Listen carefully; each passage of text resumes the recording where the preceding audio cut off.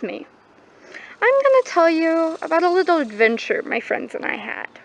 What's my name, you ask? Well, it's not important really, I kinda like to keep it hidden. But I'll tell you that when you're crossing the tracks into paper towns, there they call me the coldest girl in Cold Town. Anyway, it was just one day in Brooklyn. I gathered all my friends to tell them about this trip I'd planned.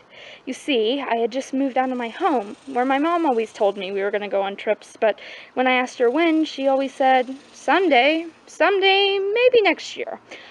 I always planned these great adventures, but in reality, I was a scribbler of dreams that were never going to happen. So, I got all my friends together, and a ton of people showed up. Everyone from the Prince of Venice Beach, to Cinder, to Fitz, and even Lola and the boy next door showed up. As everyone was making first impressions, I had to say, just listen! So it quieted down, and I made the proposition, let's get lost.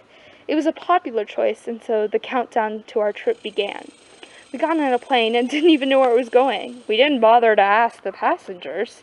As we were approaching our location, we started to see that the plane was catching fire. We ran into the rooftops of Tehran and ended up over the tyrant daughter's house. She wasn't happy, and I couldn't explain her emotions exactly, but let's just say they were the opposite of love.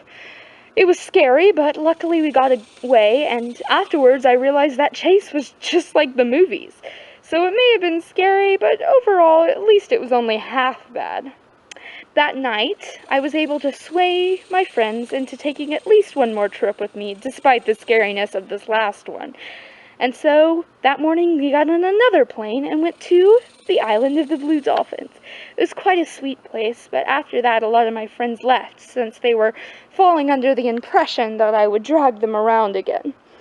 So, it was just Ella and I left, and we got on a boat to the deep end of the ocean. It was smooth sailings until our boat crosses with a giant iceberg. Now, you hear about it happening on the Titanic, but when it happens to you, it's a little something different. You think that 1,000 pieces of you are going to go flying everywhere. Luckily, I stayed in one piece, but now we were somewhere deep and dark and dangerous. We were lost at sea and a long way gone from home. Luckily, we met someone there named the Red Queen. She took us into her palace of mirrors and used her glass sword to take us back to America. This whole trip shook me quite a bit, but let me tell you, I'm more happy than not that it happened.